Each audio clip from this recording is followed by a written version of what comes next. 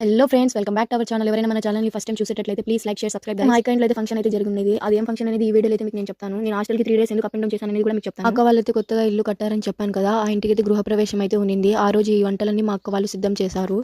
నేను ఈ క్లిప్స్ అయితే తీయడం మర్చిపోయా, ఎందుకంటే నేను వంట చేసింటి ఒక్కటే తీసా. మెయిన్ క్లిప్స్ అయితే మిస్ అయిపోయింది ఫ్రెండ్స్. ఫంక్షన్ హడావిల్లో ఏం పట్టించుకోలేదు. ఇక్కడైతే ఫిర్ని స్వీట్ అంటాం కదా, అదే స్వీట్ చేశారు. తర్వాత ఇవన్నీ కోసుకొని పెట్టుకుని ఉన్నారు. ఇదే మా అక్క కొత్త ఇల్లు కట్టింది. మీరు మీ ఇంటి గృహప్రవేశానికి ఏం స్వీట్ చేస్తారో నాకు కమెంట్ అయితే చేయండి.